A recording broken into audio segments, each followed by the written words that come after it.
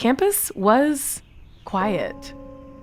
We think about what used to be and how everything just seemed to stop. Places that were once bustling became so very still. But in reality, campus was a lot busier than it appeared. Busy adapting so that we could keep innovating. Busy adjusting and preparing for your safe return. Busy with new ways to connect and stay united. At UT Dallas, our people really do make the place.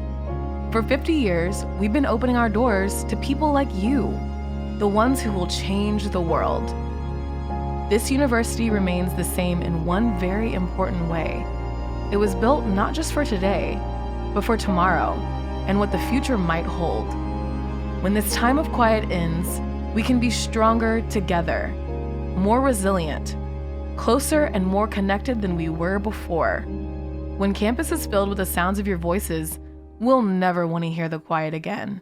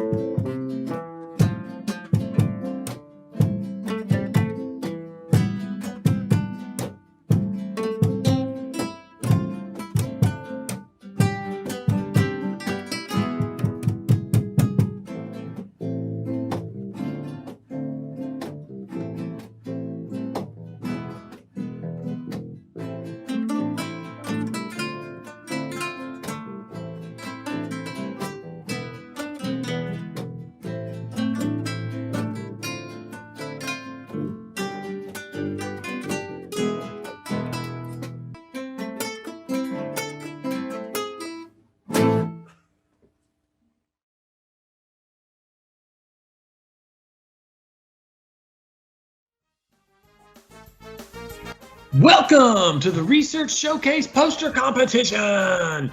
Throughout today's show, you'll be able to participate in several interactive polls and activities, including voting for your favorite finalist! Grab your cell phone and follow along with me as we go over the instructions on how you can participate in today's show using Poll Everywhere.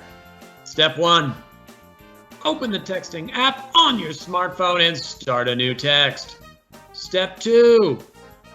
Enter 37607 in the To section. Step 3.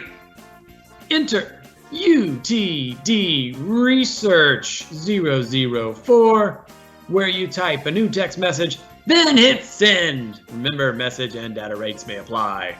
Step 4. Wait for it. Wait for it! You will receive a response back from Poll Everywhere that looks like this. Congratulations! You successfully joined the Poll Everywhere for this event. You are now ready to participate in the activities and vote for your favorite finalist at the end of the show. So keep your cell phone close and get ready to vote. Now take it away, Dr. Pancrazio. Good morning. My name is Joe Pancrazio, and I serve as the Vice President for Research at the University of Texas at Dallas. And it is my privilege to welcome you to our Spring 2021 Research Showcase poster competition, which is coming to you live, yes, live, from North Dallas area in the great state of Texas. Today we'll be featuring some of our outstanding young scholars at UT Dallas who are from the School of Arts and Humanities. Now, joining us for this event are faculty, students, and alumni from the school, and very importantly, you, the viewing audience from all over the world. Thank you very much for tuning in today. Now, each of our contestants, we have 3 of them, is a PhD student. We are absolutely proud of all of our 1,500 plus doctoral students at UT Dallas. We know that research success as a university is directly tied to the outstanding graduate students who join us from all over the globe. The event is important because it's not just about scholarly work and research in the arts and humanities. It's about the ability to communicate complex ideas and interpretations and concepts to a general audience. We live in a time now when social media makes it difficult to separate fact from opinion. So it's never been more important in our world to have scholars who can not only conduct state-of-the-art research and inquiry, but also have the ability to communicate it effectively to the public. Now, for those of you in the viewing audience, you have an important active role. You'll be casting your vote to determine who will be crowned our champion. Yeah, we're going to have a champion. You will be able to vote live in real time via text messaging for your favorite finalist. We love them all, but you're going to pick our favorites. You'll hear more about how to do this later in this show.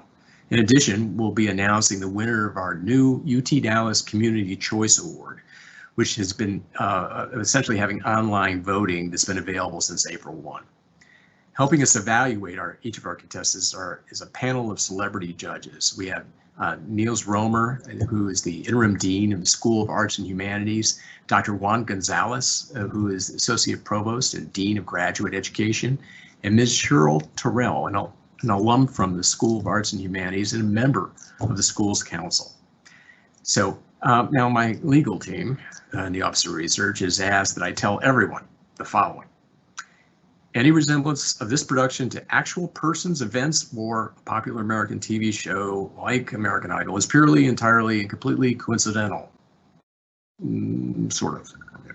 So before I turn the event over to our MC, it's Dr. Sabrina Starneman from the School of Arts and Humanities, let me wish all the contestants good luck and ask if you're in it to win it. I hope you are. So please take it away, Sabrina. Thank you, Dr. Pancrazio. I'm your host, Dr. Sabrina Starneman, and this is the Spring 2021 Research Showcase Poster Competition, sponsored by the Office of Research. Today's event showcases the outstanding work of 3 graduate students from the School of Arts and Humanities. They will soon take the stage to present their research, followed by commentary and questions from our panel of VIP judges. This competition will be run like American Idol. After all the contestants present their research, the power is in your hands.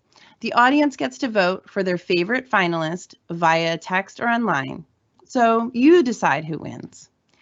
We will provide directions on how to vote throughout the show, and we'll have a few activities and polls that you can participate in as well. Be sure to check out the event chat so you can receive additional messages from our production staff. First, I would like to quickly introduce our contestants. Today, we'll be hearing from Janet Jacobs, presenting Send More Butter, Finding Meaning in Civil War Food. Then we'll hear from Amal Shafek, presenting A Feminist Recipe for Trauma Representation. And last, we'll hear from Samuel Worthington, presenting For the Defense of the Americas, U.S. Propaganda in World War II Latin America. Providing feedback to our contestants are our VIP judges. Dean Niels Romer. Dr. Romer is the interim dean of the School of Arts and Humanities and director of the Ackerman Center for Holocaust Studies at the University of Texas at Dallas. In 2010, he was appointed as the Stan and Barbara Rabin Distinguished Professor in Holocaust Studies. He received his Master's of Arts from the University of Hamburg in 1993 and his PhD from Columbia University in 2000. He has published 2 books, numerous articles, and several co-edited volumes. Dr. Romer is also co-editor of Germanic Review, and his special fields of interest are the Holocaust and German and Jewish cultural and intellectual history. Dr. Cheryl Hughes Terrell holds a PhD in humanities with a concentration in applied linguistics and aesthetic studies from UT Dallas, and an MA in Jungian and archetypal studies from Pacifica Graduate Institute. She is a language and communication specialist and taught communication studies and English as a second language at Collin College for 22 years. She currently serves on the board of directors and is the past president of the C.G. Jung Society of North Texas. And she is a member of the advisory board to the School of Arts and Humanities. Dr. Terrell has worked with Traffic 911, an organization seeking to free youth from sex trafficking, and she volunteers for the National Alliance on Mental Illness. Dean Juan Gonzalez. Dr. Juan Gonzalez is an associate provost and the Dean of Graduate Education at UTD. He oversees the UTD International Center and recently chaired the International Enrollment Task Force, established by the UTD Provost, which studied our international recruitment efforts and strategies. Dean Gonzalez is also a professor of molecular biology in the School of Natural Sciences and Mathematics. Before we hear from our contestants about their research, we want to know more about you, the audience, in our first Poll Everywhere activity. So let's give this a try. Grab your phone and let's get started. First, open the texting app on your smartphone and start a new text. Then enter 37607 in the To section.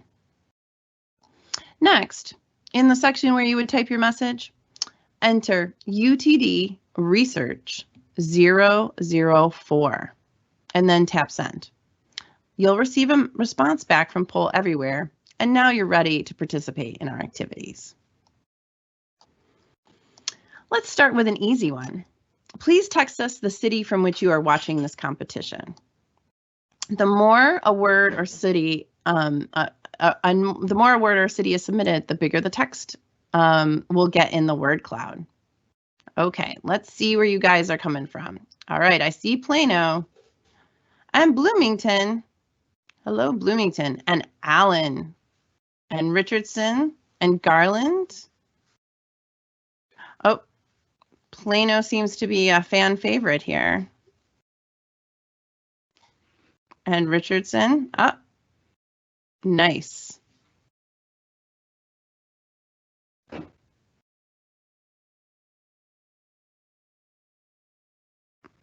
All righty. They are dancing around. Oh, UTD campus. Excellent. I know we have a few people there. Whoosh. Someone is calling in from their campus spirit, I see. Excellent. Joyville. Very nice. Pittsburgh. Goodness. Somebody's calling in from a far way away. And Vermont. Very nice. Milton. All right. All right. It looks like Plano might be the winner of our first Poll Everywhere event. I guess we can, let's move on to welcoming our first finalist, Janet Jacobs.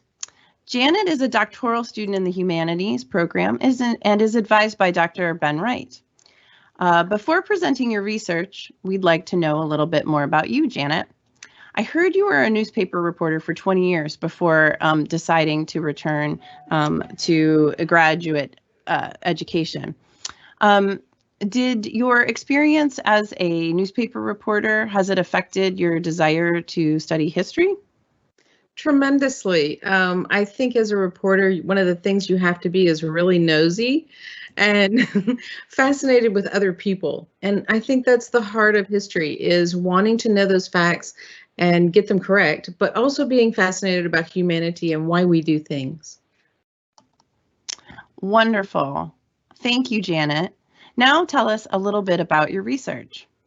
Hi, I'm Janet Jacobs, and I want to thank you for giving up part of your Friday to view these presentations. I think I can speak for my fellow presenters when I say we're honored to be allowed this opportunity to showcase our work. My research is into food in the American Civil War, and it deals with two overall themes. The two elements that I really have been studying in terms of food, and first, of course, is social. What work does the food do in terms of building relationships and forwarding people's behaviors? The other, of course, is symbolic. How does food act as a codified means of communication? When we talk about the social aspects, I believe that we can find all sorts of interesting ways of looking at how people interact, using food kind of as a lens, if you will. So the social work of eating and cooking together began with a mess. It's a group of 4 to 8 soldiers who slept, ate, and fought together. In sharing the work, in sharing the meals, it built strong unit cohesion through a surrogate family, and this unit cohesion was absolutely essential in battle situations. Food preparation also altered perceptions about gender duty. Those 19th century men did not know how to cook prior to joining the army because it was seen as women's work. What they discovered was that it was harder than it looked, and the best cooks were rewarded with greater status, safer assignments, and even extra money. Similarly, contrabands or escaped slaves gained protection and pay working as servants in Union camps.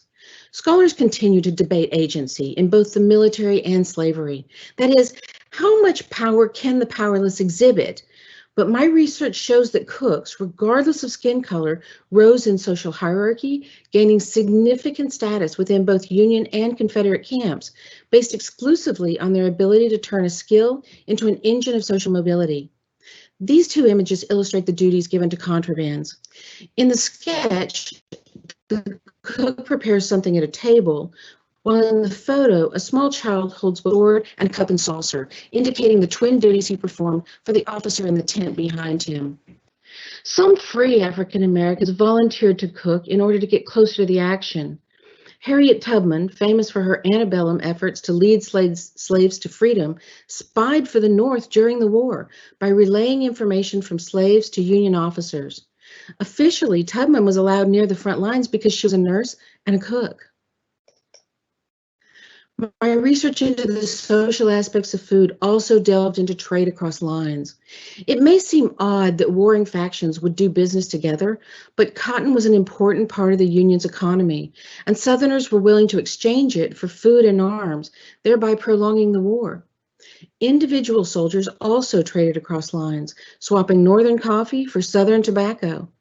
In this image, pickets or guards meet up to trade those commodities. In the process, they forged relationships and even shared information, which is why both sides had rules against it, rules that were frequently ignored. The second aspect of my research focused on the use of food as a means of communication. After reading hundreds of accounts of what soldiers were eating or wanted to eat, some common patterns began to emerge. So, for example, when a soldier wrote that he had a good appetite or described a hearty meal, he was also telling his loved ones that he was healthy and they need not worry, or vice versa. In this tintype, a soldier sits with his plate, fork, and knife as if he's going to eat an apple, showing his family he was getting fresh fruit. In return, wives and mothers express mailed food to their soldiers, including butter, cheese, and homemade pastries, nurturing and supporting their men without writing a word. Union Major General William Tecumseh Sherman was a master of this language of food. In the fall of 1864, Sherman led 60,000 Union soldiers through Georgia from Atlanta to Savannah. But first, he cut his own supply line, and ordered his men to forage liberally or take what they needed from the local population. Northern bummers seized tons of corn, sweet potatoes, meat, rice, and sugar from the farms and plantations. But they also burned supplies and slaughtered cows, pigs, and farm horses, leaving them to rot in the fields. This use of foraging served several purposes for Sherman, feeding his own troops while denying food to his enemies, of course. But he was also sending a very primal message to the civilian population: submit or starve. Throughout the Civil War, food was a means of communication, of forging relationships, and of building identities and status. Although the American Civil War has been studied in thousands of ways, I argue that food is a useful lens through which we can gain new insights into this conflict while also learning more about ourselves and our current society. Again, I thank you for your time and your attention.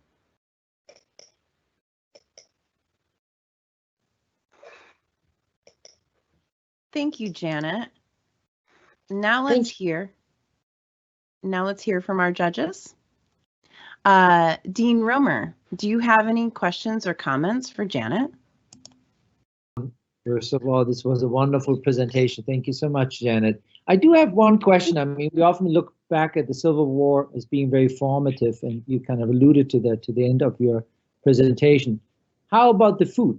Is there anything that has remained with us in terms of what we eat or don't eat, or how we cook or prepare to this day? I believe so. I believe that the rise of men cooks can certainly be tracked to the end of the Civil War, as men lost some of that stigma of gendered cooking. Other aspects are men came home with favorite foods. Sweet potatoes, the spread of cornbread throughout the country, things like that. I do think that we see both in cooking and in different foods, we see some changes from the war. That's really interesting. So you would say that there's an aspect of the kind of mixing of the American cooking book, so to speak, by soldiers also encountering other cuisines and ways of preparing that you would see as a long-lasting outcome of all of this? Yes, keep in mind that most of the fighting actually took place in the South. And so you see soldiers taking home ideas from the South of foods that they had eaten locally. Thank you. I think I'm going to stand down and yield the floor to the next judges. Thank you, Dean Romer. So let's move on to Dean Gonzalez. Yes. Janet, that was a fantastic presentation. Thank you. I have a question. There were dramatic differences in food availability between the North and the South. How did that availability affected some of the interactions that you described? Significant, the biggest part of it, and I think you could successfully argue this, is that the loss of food, the inability to import food because of I think it definitely affected the end of the war.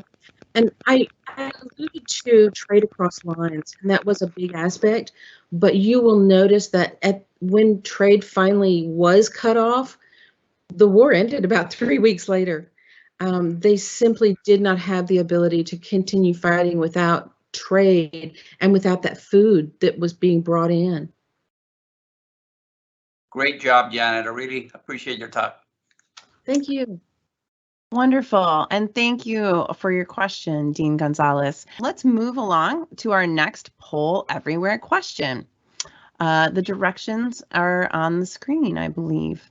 If you participated in our last activity, you should be able to use the same text chain that you already started and simply answer the question that will be on the screen in just a moment. However, if you have not used Poll Everywhere, please open the texting app on your phone and start a new text. Enter 37607 in the To section, and then enter UTD Research 004, where you type a new message and hit send. You'll receive a response back from Poll Everywhere, and you are ready to participate. And here we go. Our next activity is a question: true or false? UT Dallas is one of just 2 schools in the U.S. that offers graduate level courses in Holocaust studies. Text A for true or B for false. And while the votes come in, let me tell you a little bit about the Ackerman Center. It is a distinguished academic center that offers a multidisciplinary view of the Holocaust, genocide, and human rights studies. The Ackerman Center for Holocaust Studies was founded in 1986 by Zsuzsanna Osvoth, a Holocaust scholar and survivor. By advancing a continuous engagement with the past, the Ackerman Center plays a vital part in promoting solutions to the challenges of global justice and peace in our world. And I see that our votes are coming in, and let me tell you that the correct answer is A. Yes, it is true. In addition to the graduate level courses mentioned in this true-false question, the Ackerman Center also offers an annual conference and lecture series and boasts an extensive library for scholars. Turning to our next presenter, we will be hearing from Amal Shafek. Amal is also a doctoral student in the Humanities program and works with faculty advisor Dr. Shiley Warren. Amal, can you tell us a little bit about why you chose UT Dallas as the place to pursue your PhD? Absolutely. The answer is a little bit embarrassing. So I came here to Dallas, Texas to be with my now ex-husband. I was living in Egypt at the time, and we met through a group study exchange. And one of us had to come and stay with the other. Since I was a very active person and working as an assistant at a design magazine, assistant editor, I decided to continue my graduate education and apply to UT Dallas, thinking that a school in Dallas would be like, I don't know, 20 minutes away from him in Houston. Little did I know that Texas is quite huge. So while the marriage has ended, I'm so grateful that I'm still with UTD. Well, we're really lucky that we got you as well. Thank you. Could you now tell us about your research? Absolutely. So I'm presenting today what I call a feminist recipe for trauma representation. While human suffering has existed since the beginning of time, the term trauma is relatively new. Trauma theory emerged in the 1990s in what Steve Krabs calls the humanities ethical turn. By examining the history of trauma studies in the humanities, it becomes apparent that the theoretical attention to trauma memory was fostered by Holocaust studies. And although most of the work produced by key trauma studies figures such as Kathy Caruth, Dory Laub, and Dominique LeCapra focuses on Holocaust trauma memory, the authors often presume a universal trauma experience. More important, as feminist psychotherapist Laura Brown points out, the first clinical definition of post-traumatic stress disorder, or PTSD, did not account for the experience of women in North America. If 1 in every 4 women in North America experience some sort of sexual assault in their lives, we can't really look at sexual assault trauma as something that happens outside of the norm of human experience.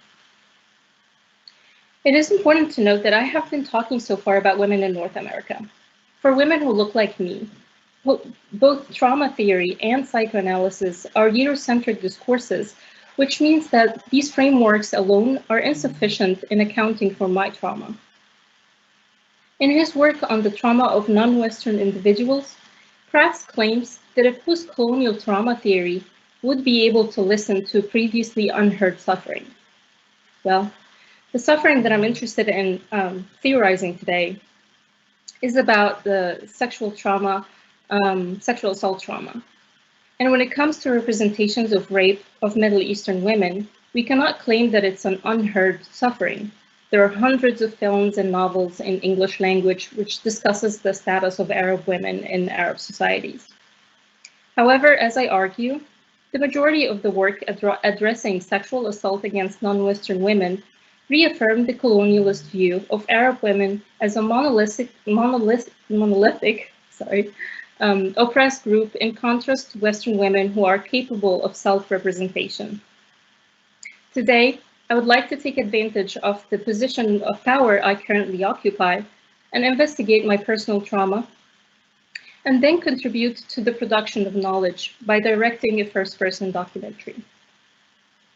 As a methodology, I prioritize analyzing representations of sexual assault of Arab women in transnational documentary films, and that is for two reasons.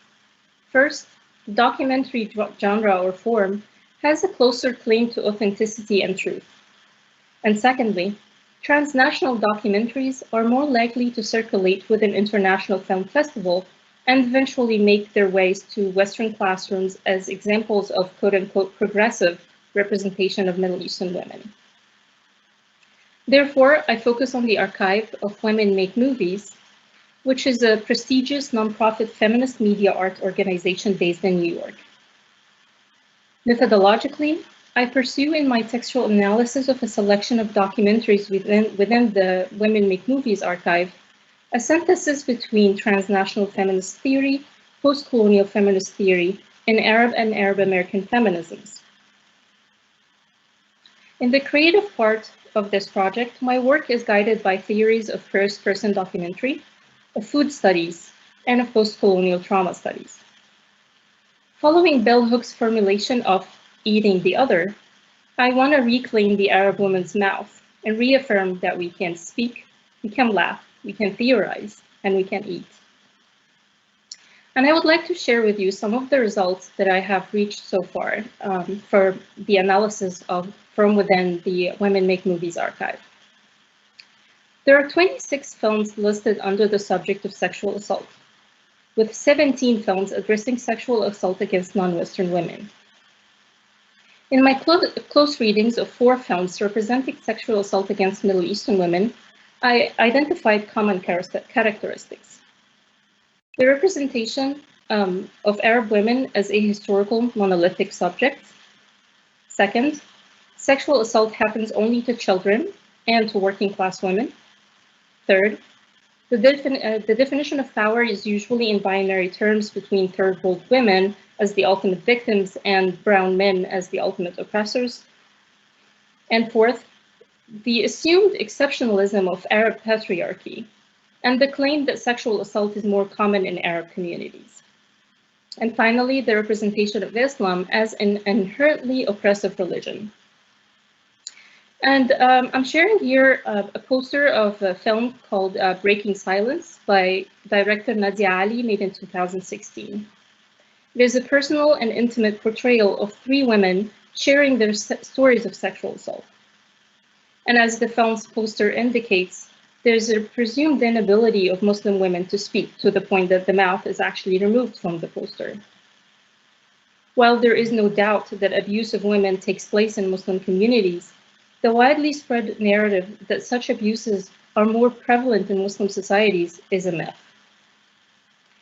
And I'm a little concerned about this widely spread myth because it kind of alienates women from their own communities, from communities that could actually give them the space for solidarity, for healing, for accessing the support that most likely they will encounter when they open up to their societies.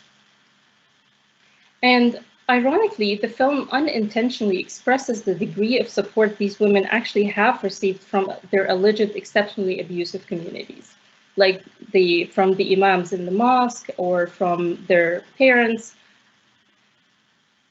And as a conclusion, I argue that in order to produce a feminist representation of rape, we need to move beyond the obsession with representing the trauma event itself and instead focus on the presence of trauma in everyday events.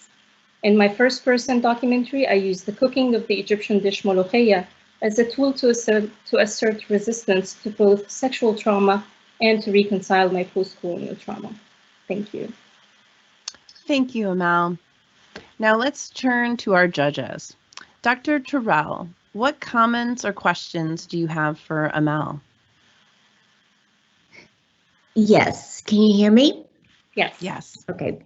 That was a fascinating presentation, Amal. Thank you so much, and congratulations on doing this very important work. You know, this especially speaks to me since I have done work with Traffic 911, and you know, they work with young women who've been sexually trafficked. So I think that that the way you're doing, the method that you're using is it helps to look at sexual assault through a different kind of lens. And I was very impressed with you. You're saying that this is going to, that you want to bring attention to women's ability to speak and to eat, and how you incorporated food in this. I think that's quite impressive. So thank you for this presentation, and the breadth and depth of your research. I did have one question about going forward. How do you plan to further your work? So my work has two different parts to it. One of it is analysis of representations that has already been done, kind of look at how women have been represented in this whole question of sexual assault representation. And the other part is to actually make up for that gap in empowering representation and dealing with questions of sexual assault. So in my kind of textual analysis, I'm working on publishing the results that I have done on the work within the archive of Women Make Movies, because for me it's very important, since I teach transnational cinema, that we be mindful of what we discuss in class, because how it's labeled as progressive feminist representation of women made by other women gives it credibility that makes it a little dangerous to be taken for granted as something that doesn't require critical eye. And the other part is to actually produce a movie. And that is the tough part, because I'm not trained to be a filmmaker. So I'm right now taking a workshop on filmmaking and try to use the little bit of technical training that I had in film classes here at UTV. Thank you. Thank you, Amal. And thank you, Dr. Terrell. Dean Gonzalez, do you have any questions or comments for Amal? Oh, yes. Amal, this is a great presentation. I'm so proud to have you as a part of our graduate studies in here, doctoral students. I have a question for you, and it's a very deep question. So just, you know, does our cultural backgrounds affect how we deal with trauma?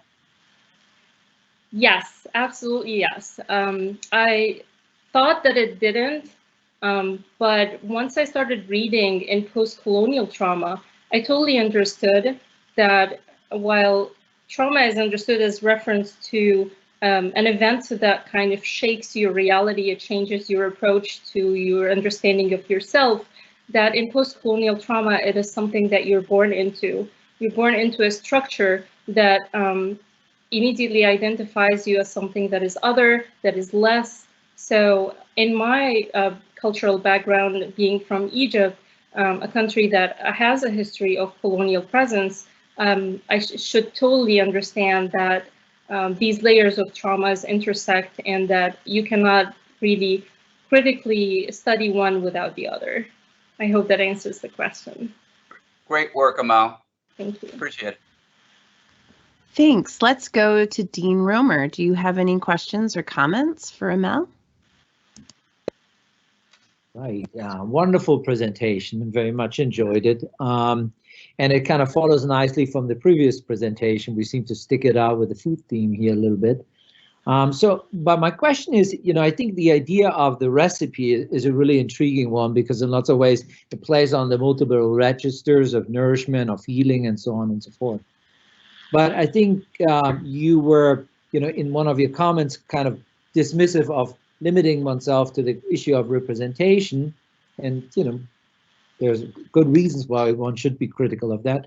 But I think more importantly, by shifting from representation to food, you're also shifting from the site of the individual to potentially a social kind of realm of recovery and of healing. Could you speak a little bit more to that? Food, I mean, after all, is hopefully nothing that we eat by ourselves, and most certainly not the molokhia, which is quite tasty. So How about that social dimension of that process?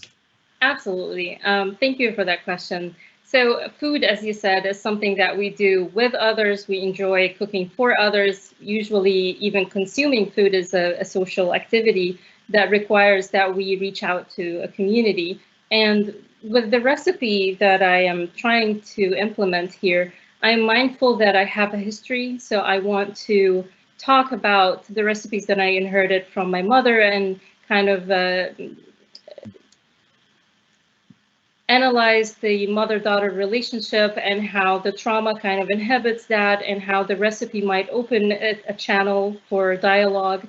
And also that these recipes come from different channels, like the perpetrator himself has his own recipe of malafeya that I don't want to dismiss, that it's part of what I have to work with. And also that different parts of the Arab world has their own taste to it. So I talk to students here from the Middle Eastern community and ask them about their recipes of it. And then we tend to talk about body and relationships. So I found that food is a very successful tool of getting people to talk about very difficult topics. But it gives us an easy access and also a potential access for healing. Not just to talk about the trauma itself, but what do we do with it and how do we reclaim it? Thank you very much. The other thing is more of a comment. You were emphasizing, your difficulty in making a movie.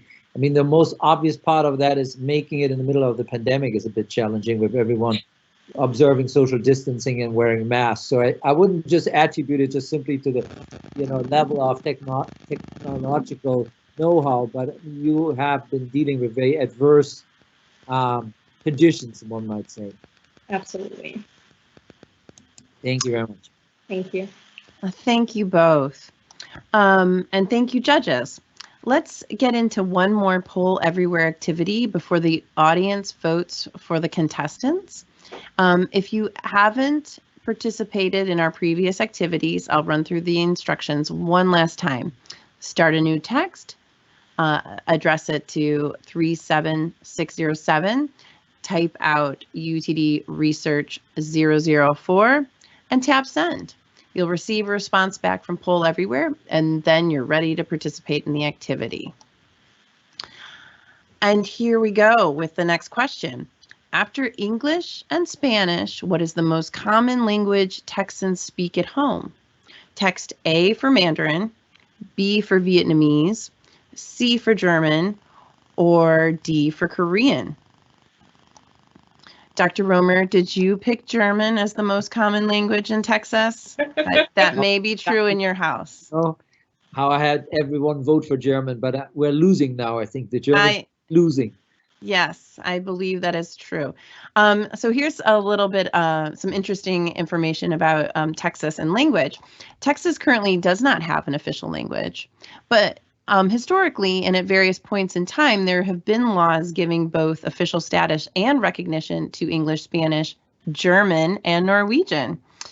Of the 23.7 million people in Texas who are 5 years of age or older, more than a third speak a language other than English at home.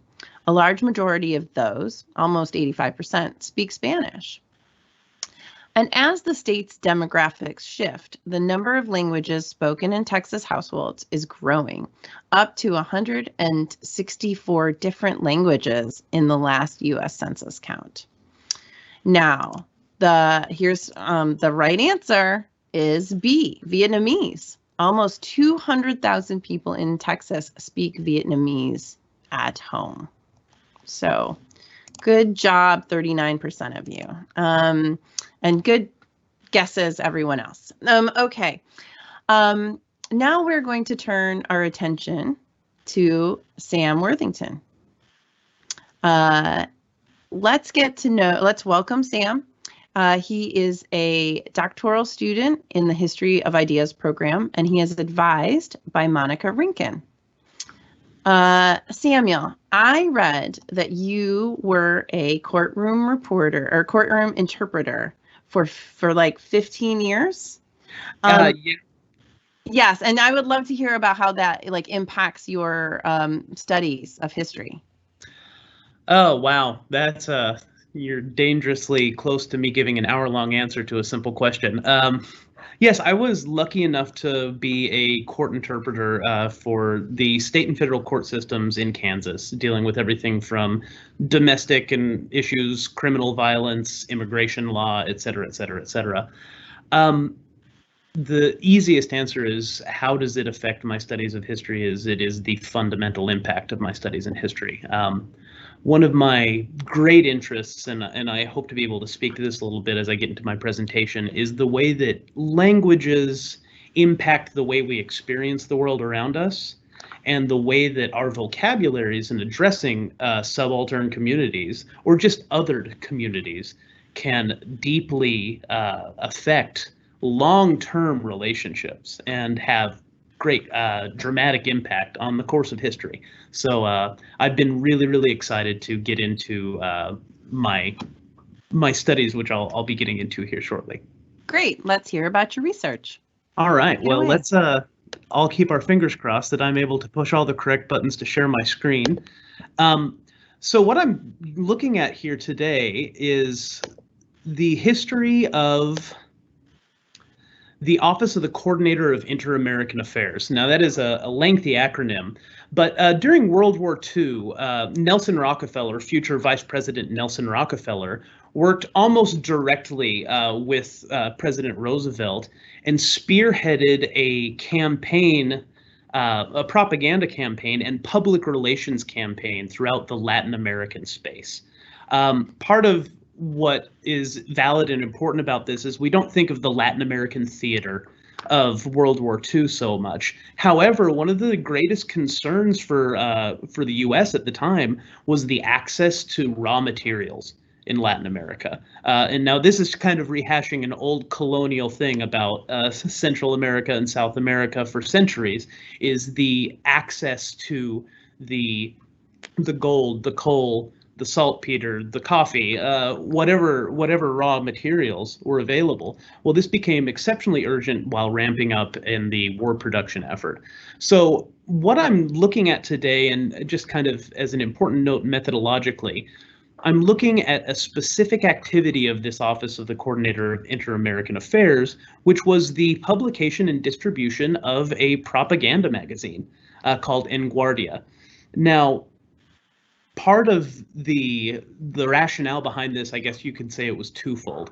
Primarily, the goal was to secure the allegiance and alliance of the Latin American nations to the Allied military cause. But as important, and perhaps the most spoke about rationale, was to counteract Axis and or Nazi propaganda in the space.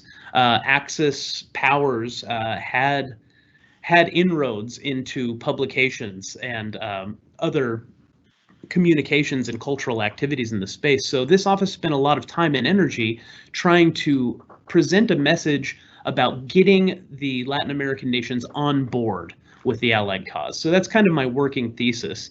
I look specifically in this presentation at issue 1, and this is from the late summer of 1941. I believe it's August or September of 1941, where the primary message is to rehash the good neighbor policy. You might notice my little Franklin Roosevelt up in the corner asking, "Won't you be my neighbor?" He was a popular figure at this time and well known in the Latin American space. So part of this first issue was to return to the marketing strategy of mentioning the good neighbor policy, but using propaganda devices and tactics to shift that message into asking a little bit more. And that's kind of what I want to get into. Now, in the bottom left-hand corner of my poster here, we see a map that's called Battleground Commerce. It's important to note this is not actually from the publication En Guardia. This is from 1939, but this was published widely distributed through a magazine called New York Sunday. And I think it really captures the feeling and mindset of not only the upper echelons of U.S. governance, but also of the way that the average citizenry understood what was going on in this place. So you're going to see on this is kind of your not topographical, but kind of a top-down view of the Latin American space. And it has pictures of all the commodities that you might see. So little graphics of cows and tin in Bolivia, et cetera, et cetera, et cetera. I will mention just very briefly, I apologize, something seems to be wrong with my laser pointer. So you're going to see me highlighting areas of this that actually aren't what I'm talking about. And so I apologize. Like, for example, what's going on there on the screen right now? It's beyond me. But anyway, we'll move on. So I want to get specifically into the actual content of this issue 1. I'm talking about the kind of language that's being used and the kind of idea that's being presented.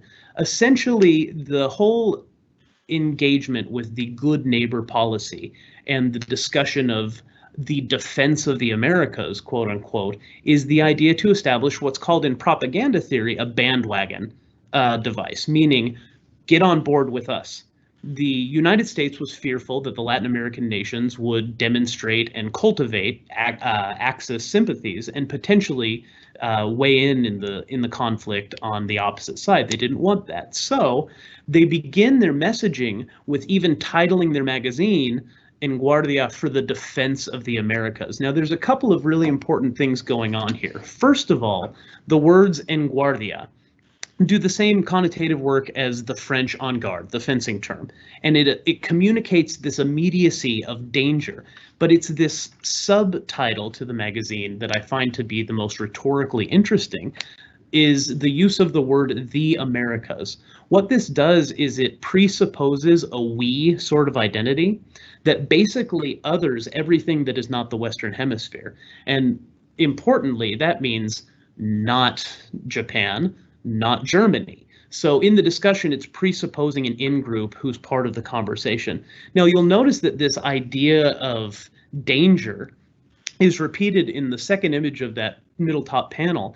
We're looking at a picture of a gunboat, not a gunboat, of a merchant ship, and then a gun scope pointed directly at it. Now, this is continued visual rhetoric, basically, that communicates through the idea of scaling more danger imagery. And this is very direct. This is very in the face of the reader. And it's making this usage of the technology of the magazine spread to very loudly and clearly say that waterways are in danger.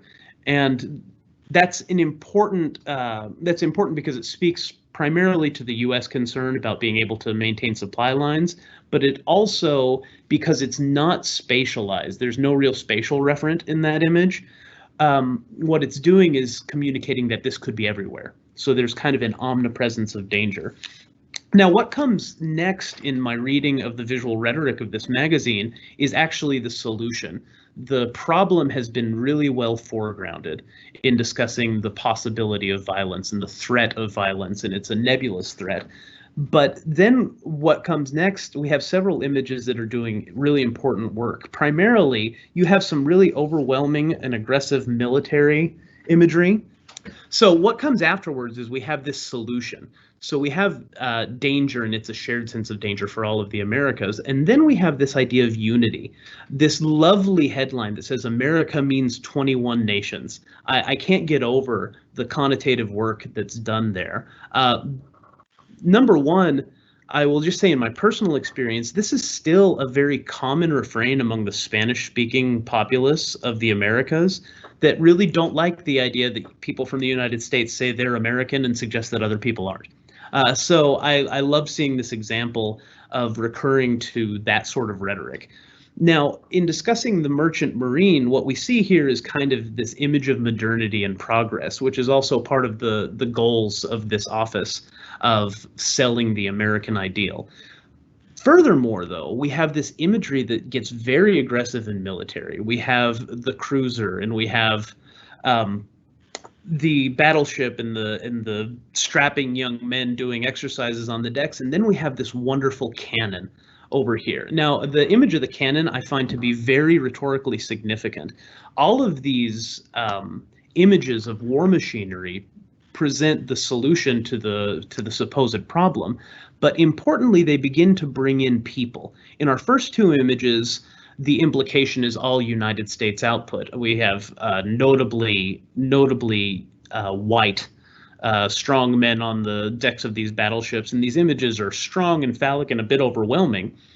But then this third image of the cannon, equally bellicose, equally phallic, also represents skilled laborers that are ethnically Latin American, and noticeably ethnically Latin American. And part of what's going on here in the thread of the argument is saying the problem is we're all in danger. We all need to work together. And then with this image of the cannon, which purports to be in the Panama Canal, showing ethnically appropriate technical skilled laborers working on and operating the cannon, it's saying that this is already happening. See, here is evidence that we are already working together. And then finally, this wraps up with a really kind of strange image, kind of this roll call photo of a group of chiefs of staff of various Latin American navies, and you can kind of see variations in their uniforms, all standing beneath this really big cannon. And in the background, what I wanted to point out here, this is the final image of the magazine. You have this solidarity of a group of disparate people coming together, and you have the little American flag right here in the background. And I think what that does importantly is it communicates kind of the aegis of the U.S. is kind of the guiding force and the organizational and driving force behind the war effort. It's important to note here that Guardia lived a long life. It was a 4-year publication. Looking specifically at this first issue, however, I was really interested in seeing the ways that visual propaganda and framing techniques were used to perpetuate this bandwagon message saying, get on board with us. Ultimately, some of the very strong military imagery ended up having some negative effects down the road, and they changed their messaging posture as it went on. But I was particularly interested in the way that these established techniques of messaging and persuasion were employed very directly and very obviously in service of a rather nuanced argument. Thank you. Let's hear from Dean Gonzalez. Do you have some questions or comments for Samuel? I do. Samuel, great job, and another great example of the great research that our graduate students are performing at UT Dallas. Was there a similar propaganda effort in Latin America from the Axis powers? Thank you for the question. Yes, there was. I am, off the top of my head, I can't remember, but the Axis powers actually funded some publications, particularly, it might not be a surprise, in Argentina. The Southern Cone was one of the primary concerns for Axis activity.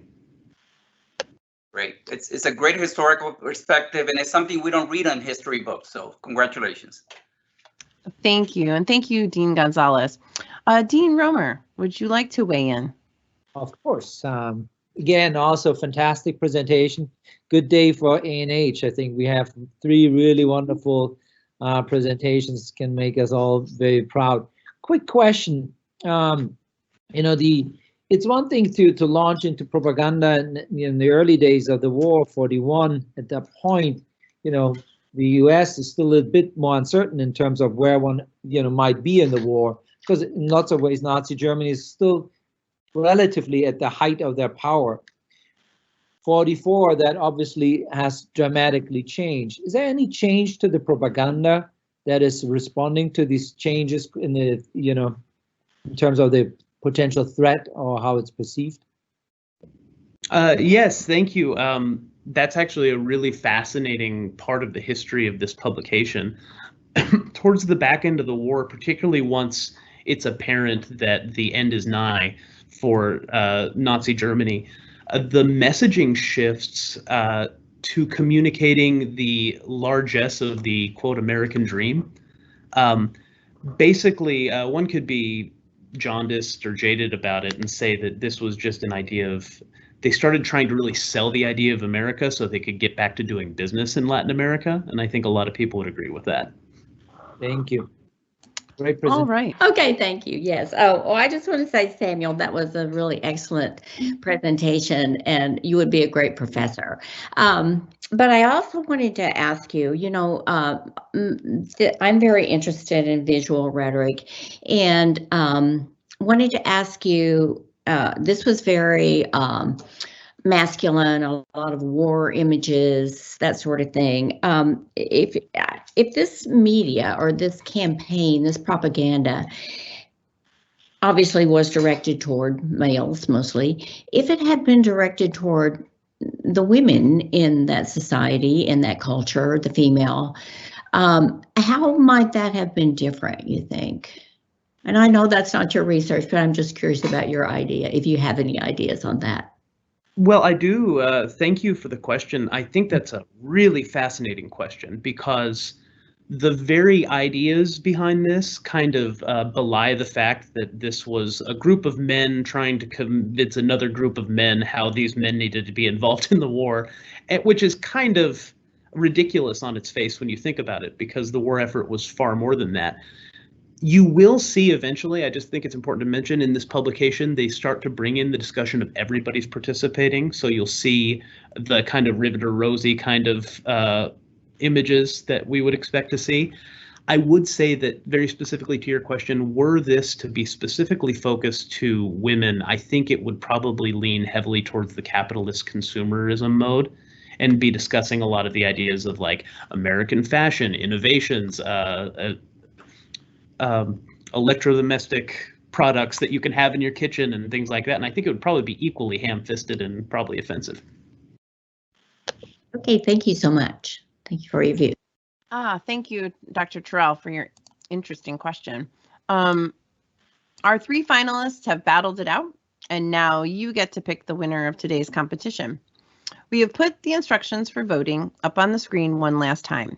If you have participated in the Poll Everywhere activities during this event, you should be able to use the same text chain to vote for your favorite finalist.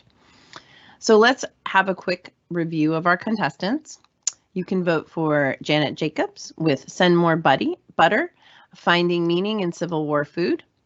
Amal Shafek with A Feminist Recipe for Trauma Representation. And Samuel Worthington with For the Defense of the Americas, U.S. Propaganda in World War II Latin America. So you can cast your votes now. Text A for Janet Jacobs, B for Amal Shafek, or C for Samuel Worthington.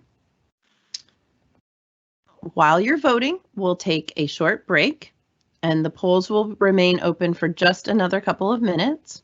Then we'll tally the votes and be back with the awards presentations. Keep on voting. Every day, people get up and get ready for an ordinary day. But here at UT Dallas, our days are beyond ordinary. 50 years ago, our innovations and experiments helped with NASA's history-making missions. And in the years since, we've become one of the fastest growing universities and one of the brightest stars in Texas. As a Tier 1 institution, we are all about the doing that makes innovation possible. And thanks to those innovations, children are given the miracle of hearing. Cancer detection and treatment are being transformed. Robotics are shaping the future for surgical procedures. Big ideas are becoming businesses, and art is bringing cultures together. We didn't build this, all of this, in 50 years. Instead, we did it at the speed of bright.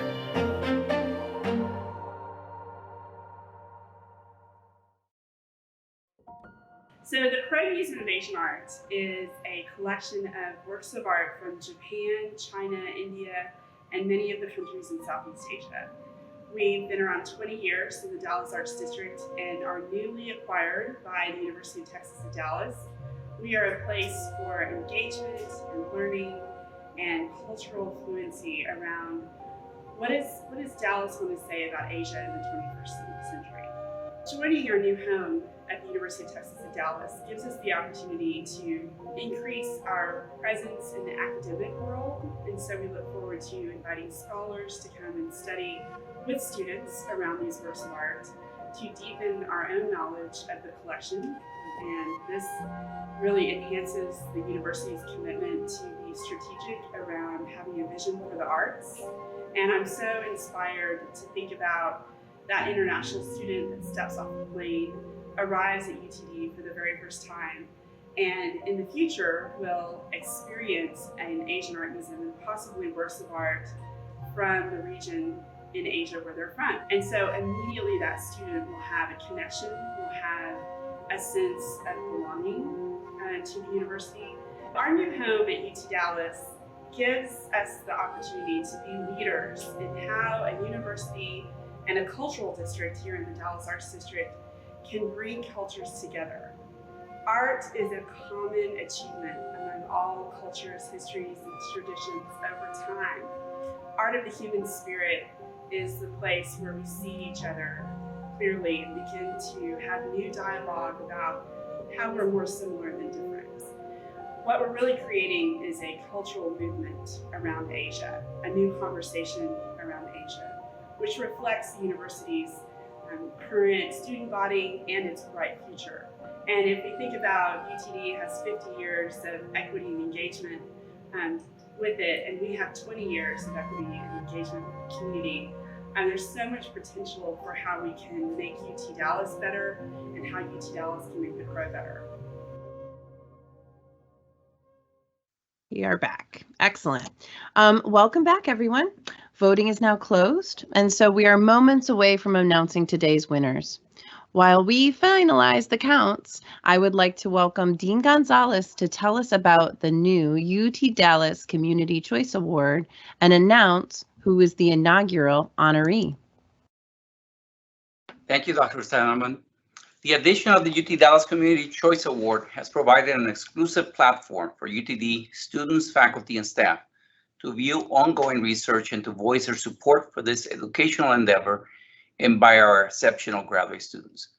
Over the last 2 weeks, our community could view the contestants' videos and from the preliminary round in this poster competition and then submit their vote and feedback online. And today, I am pleased to announce that the first recipient of the UT Dallas Community Choice Award is Janet Jacobs. Thank you, Dean Gonzalez, and congratulations, Janet. And now, for what we have all been waiting for, Dean Romer, over to you to announce the winners of our live Spring 2021 Research Showcase Poster Competition.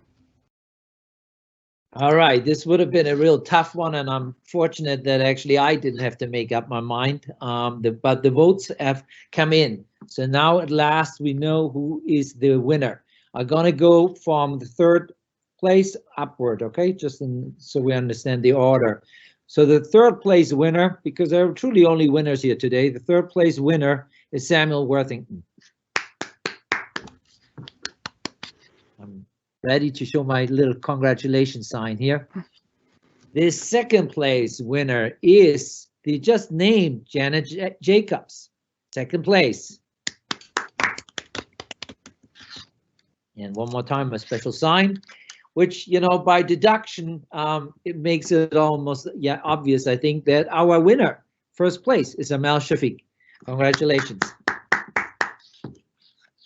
And I think all in all, the A&H, the school, has been another big winner and is proud today again of our 3 contestants. Thank you very much. Wonderful. Congratulations to the winners of our show today. You all did an amazing job. It was really interesting listening to your work. And thank you to our audience for watching and voting, and to our production crew for all your hard work and keeping this on the rails with all sorts of technical issues that are just natural.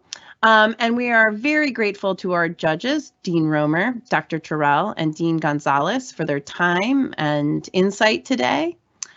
We also want to appreciate Dr. Joseph Pancrazio and the Office of Research for creating this experience to promote student development, community involvement, and even networking opportunities. Now, stay tuned, everyone, for updates from the UTD Office of Research on upcoming poster competition events this fall. And stay safe out there. Thank you. Thanks.